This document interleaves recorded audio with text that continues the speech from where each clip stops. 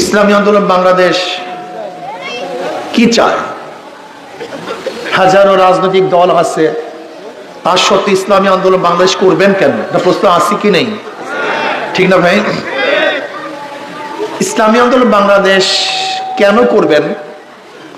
আমি আপনাদের দিক থেকে ধর্মীয় দর্শন এবং রাজনৈতিক দর্শন অ্যাপ্লাই করব।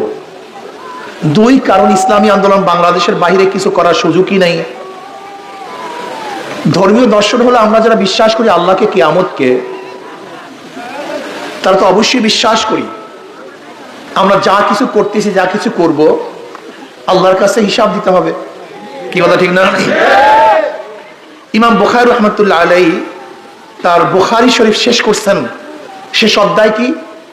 ওয়ানাদাউল মাওয়াজিল আল কিসতা লিয়াউমিল কিয়ামাহ ওয়া আন্না আমালা বানি আদম ক্বালাহু মিউজান। কিয়ামতের ময়দানে আল্লাহ পাক রব্বুল আলামিন ইনসাফের, ন্যায়ের একটা মিজান, পাল্লা স্থাপন করবেন এবং বনি আদমের যত কথা এবং কাজ সেখানে ওজন করা হবে। কি করা হবে ভাই? মানে বালেগ হওয়ার পর থেকে মৃত্যুর আগ পর্যন্ত যত কথা বলছি, যত কাজ করছি, সমস্ত কথা এবং কাজ কি করা হবে? ওজন করা হবে। কাজে আমি কথাটা যদি গুনার বলি, আমার গুনার পাল্লা ভারী হবে। আমার কথাটা যদি নেকের হয়, তাহলে নেকের পাল্লা ওজন হবে। কি কথা ঠিক না? আমি কি বিশ্বাস করি? ভাই কথা বলিও না, বাচ্চারা কেউ কথা বলিও না, এই কথা বলিও না। আমরা কি বিশ্বাস করি? যে কিয়ামত পর্যন্ত যত অবৈধ হত্যা হবে, এই অবৈধ হত্যার একটা ভাগী কাবিল পাবে। আদম আলাইহিস সালাতু ওয়াস সালাম সন্তান কাবিল যেহেতু গোটা দুনিয়ার মধ্যে অবৈধ হত্যা প্রথম সংগঠিত করেছিল, এর জন্য কিয়ামত পর্যন্ত যত অবৈধ হত্যা হবে তার একটা গুনার অংশ কে পাবে? জোরে বলেন সবাই। কেন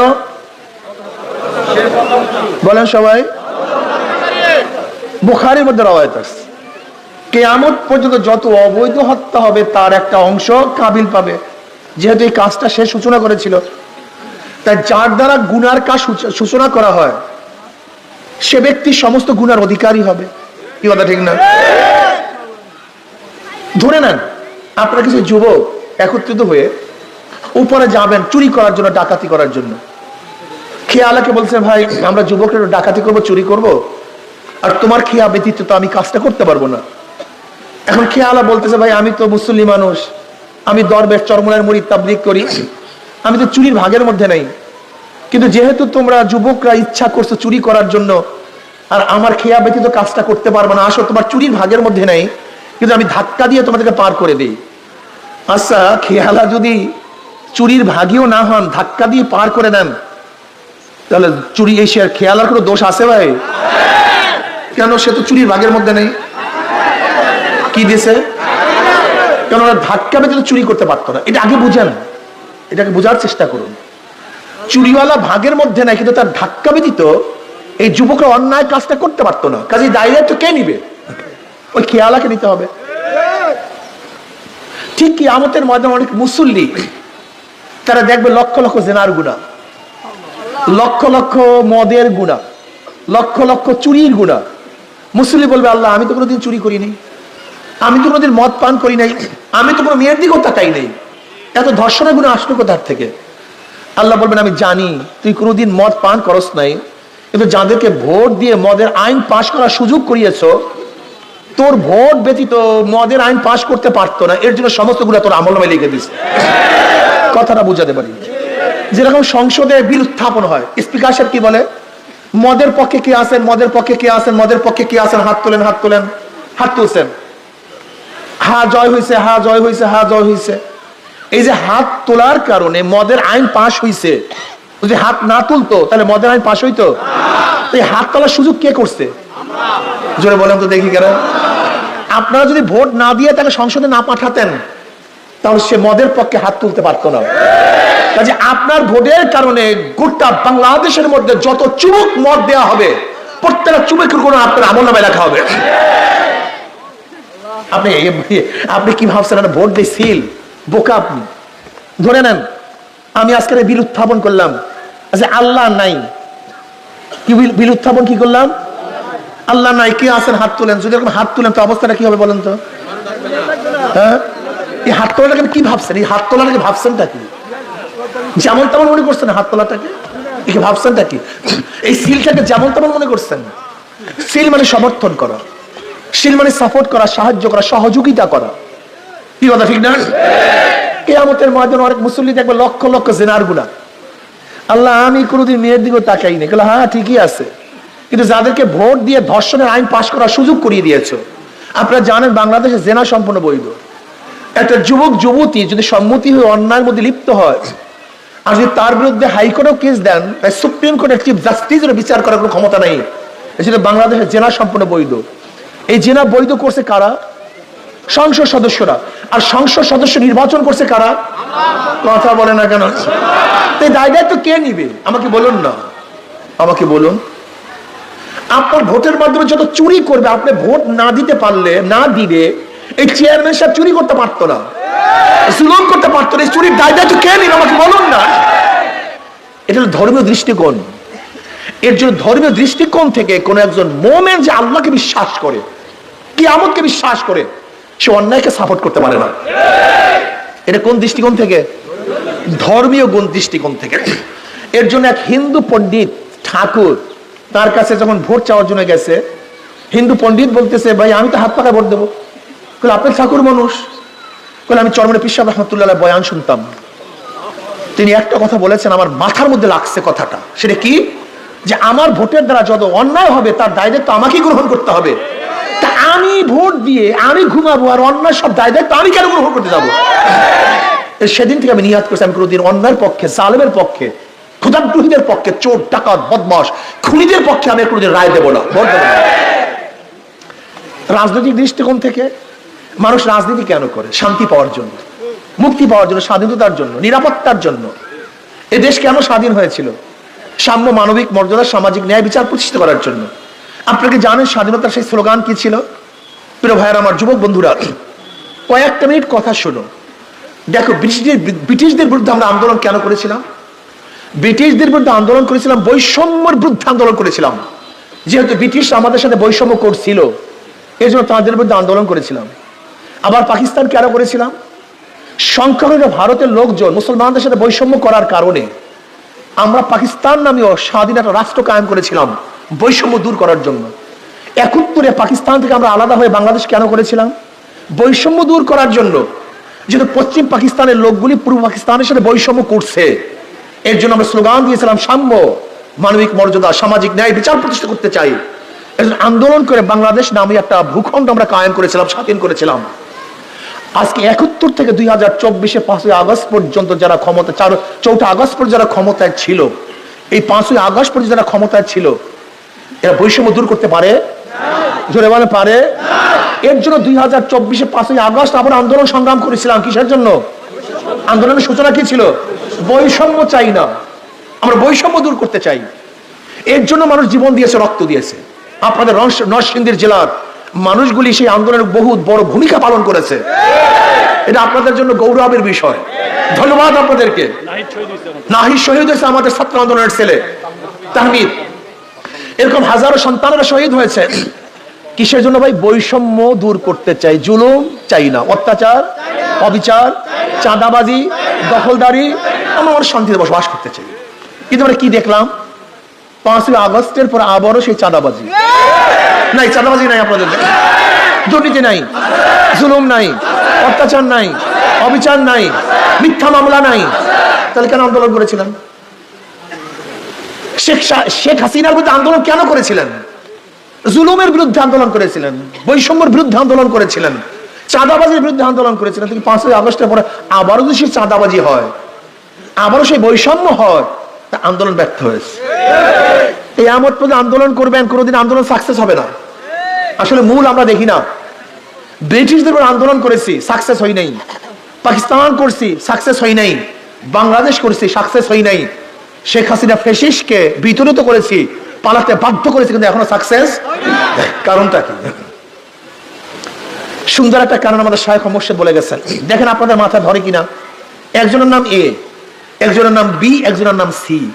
এও চোর, বিও চোর, সিও চোর। ক্ষমতা আছে এ, সে কি করবে? হটাও এ, বসাও বি, সে কি করবে? হটাও বি, বসাও সি, সে কি করবে? কারণটা কি? নেতার পরিবর্তন হয়েছে, দলের পরিবর্তন হয়েছে, কিন্তু নীতি আদর্শ পরিবর্তন হয়নি। মাদার গাছ লাগিয়ে আমের আশা করা, তেঁতুল গাছ লাগিয়ে মিষ্টি ফলের আশা করা, দুর্নীতিবাজ, চোর, ডাকাত, বদমাশ নেতাদের মাধ্যমে দুর্নীতি বন্ধ হতে পারে না। এতদিন চাঁদা তুলছে ফেন্টু, এখন চাঁদা তুলে নেন্টু। কি খন? এতদিন দখলদার করেছে কেন্টু, এখন করে ফেন্টু। এই বাস পার্থক্য শুধু চেহারার, হাতের। কিন্তু চুরি পরিবর্তন, চাঁদাবাজি পরিবর্তন কিয়ামত পর্যন্ত হবে না। আমার যুবক বাবার কতদিন রক্ত দিবা, কতদিন জীবন দিবা? তোমাদের রক্তের কোনো দাম নাই, সময়ের কোনো দাম নাই, তোমাদের সময়ের কোনো মূল্য নেই, জীবনের কোনো মূল্য নেই, তোমাদের মাথা নাই, মাথা নাই না। চোর, ডাকাত, বদমাশদেরকে আর লিডার বানাতে চাই না। এই যে ইঞ্জিনিয়ার জোনায়েদ, এই যে দাঁড়াও তুমি, এই ছেলেটা কিন্তু মাদ্রাসার ছেলে না, এই আপনাদের এলাকারই সন্তান। ওখানে মাদ্রাসার সন্তান না, ইঞ্জিনিয়ারিং পাস করছে। আলহামদুলিল্লাহ, আমার ছোটবেলার থেকে আমি পরিচয়, ওর সাথে আমার পরিচয় আছে। ওর এক বন্ধু অ্যাডভোকেট, কি জানি নরি, কই জানি, এই যে রনি, ও বলছে যে আমি, ওর তো আমার বন্ধু ছোটবেলার থেকে, একই সাথে। বসো তোমরা, আমি চিনি জোনায়েদকে, ওকে আমরা চিনি। মনে হয় যেন মাদ্রাসার ছেলে, একটা মুফতি, আলেম। কি কথা ঠিক না? জোনায়েদের টার্গেট যুবক সমাজ, যুবকের সেল। তার বারবার তার একটা বক্তব্য, যুবক সমাজ যদি ভালো হয়ে যায়, সমাজ ভালো হয়ে যায়। যুবক সমাজ যদি আদর্শবান হয়, সমাজ আদর্শবান হবে। যুব সমাজ যদি নেতা বা সে নীতিবান হয়, তার সমাজ নীতিবান হয়ে যাবে। এটা ওর বক্তব্য। আলহামদুলিল্লাহ, আমি আশ্চর্য হয়ে গেছে, খুশি, আমার কলিজা ভরে গেছে। আজকে নজরপুর ইউনিয়নের যুবকদের আনাগোনা, তাদের হুজুম, তাদের স্পৃহা, তাদের স্পিড, তাদের উপস্থিতি আমাকে অনেক খুশি করেছে, আনন্দিত করেছে। আমি বিশ্বাস করি যুবক মুরব্বীরা, এই যুবক মুরব্বীরা, যুবকরা কাজ করবে, মুরব্বীরা বুদ্ধি দিবে, পরামর্শ দিবে, সাথে থাকবে। মুরব্বীরা সামনে থাকবে, যুবকরা পিছনে থাকবে। যদি মুরব্বীরা সামনে থাকে আর যুবকরা পিছনে থাকে, সেই দলকে গোটা দুনিয়ার কেউ হারাতে পারে না। নদী নাই, ইতিহাস নাই। আমার মা বোনেরা থাকবে আমাদের সাথে, মা বোনেরা তারা সাহায্য সহযোগিতা করবে। যুবকরা সামনে অগ্রসর হবে, মুরব্বীরা সামনে থাকবে, নেতৃত্ব প্রদান করবেন। যদি এরকম জোনায়েদের মতো নেতা এই ইউনিয়নের চেয়ারম্যান হয়, আমি বিশ্বাস করি সেখানে সাম্য মানবিক মর্যাদা প্রতিষ্ঠা হবে ইনশাআল্লাহ। ইউনিয়নের প্রত্যেকটা হিন্দু নিরাপদে থাকবে ইনশাআল্লাহ।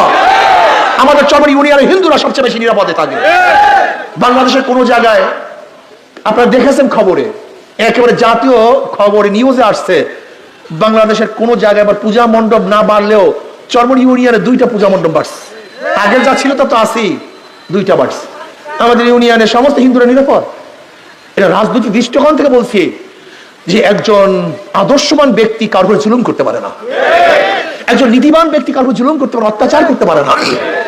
যে ব্যক্তি ভালো, যে ব্যক্তি নিজে ভালো, সে অন্য কাউকে ক্ষতি করতে পারে না। এটা রাজনৈতিক দর্শন, সে যেই হোক না কেন। এর জন্যই বুঝি ইসলামী আন্দোলন করবেন ধর্মীয় দৃষ্টিকোণ থেকে, রাজনৈতিক দৃষ্টিকোণ থেকে। এর বাহিরে যাওয়ার কোনো সুযোগই নেই। কাজে এখানে যারা আসছেন, আজকে যদি ইনশাআল্লাহ ওয়াদা করতে পারেন, হুজুর জীবনবার বহুত নেতা দেখেছি, বহুত চেয়ারম্যান দেখেছি, এবার আমাদের ইঞ্জিনিয়ার জোনায়েদের মতো এরকম যুবক এক সন্তান, যে বাংলা শিক্ষিত কিন্তু আদর্শবান, নীতিবান, চরিত্রবান, ইসলামী হুকুমাত কায়েম করার জন্য আজকে নরসিংদী নজর, নজর মানেই তো দৃষ্টান্ত। কি কথা ঠিক না? নজির মানেই তো দৃষ্টান্ত, কথা ঠিক না? আজকে নজরপুর মানে নজিরপুর ইউনিয়ন দৃষ্টান্ত স্থাপন করবে। এখান থেকে আন্দোলনের সূচনা হবে, ইসলামী বিপ্লবের সূচনা হবে। এখান থেকে ইসলামের ছায়া, ইসলামের আকর্ষণ, ইসলামের নীতি গোটা দুনিয়ার মধ্যে ছড়িয়ে পড়বে। রাজি আছেন যুবকরা ইনশাআল্লাহ? কি মনে করে রাজি আছেন ইনশাআল্লাহ? আপনাদের হাতে যে প্রতীকটা আছে, এই যে দেখেন, এই প্রতীকটা হাত পাখা, হাত পাখা শান্তির প্রতীক। দেখেন দেখেন, যারা নৌকায়, শোনেন শোনেন শোনেন শোনেন, যারা নৌকা প্রতীকে নির্বাচন করে তারা নৌকা চালাতে পারে না, ভুল বললাম? যারা নাঙ্গল নির্বাচন করে তারা নাঙ্গল বইতে পারে না। যারা ধানের শীষ নিয়ে নির্বাচন করে তারা কিন্তু ধান কাটতে পারে না, ভুল বললাম নাকি? যারা কাস্তে নিয়ে নির্বাচন করে তারা কাস্তে চালাতে পারে না। যারা কুঠা নিয়ে নির্বাচন করে তারা কিন্তু লাকড়ি ফাড়ে না। যারা গরু চাকা নিয়ে নির্বাচন করে তারা কিন্তু গরু গাড়ি চালায় না। কিন্তু হাত পাখে এমন এক প্রতীক, কি কথা বলেন না কেন? এটা যে নির্বাচন করে সেও ব্যবহার করে, যারা নির্বাচন তা করে তারাও ব্যবহার করে। এটা পুরুষরা ব্যবহার করে, মহিলারা ব্যবহার করে, গরিবরা ব্যবহার করে, ধনীরা ব্যবহার করে, শিক্ষিতরা ব্যবহার করে, মূর্খরা ব্যবহার করে, মুসলমানরা ব্যবহার করে, গায়ের মুসলিমরা ব্যবহার করে।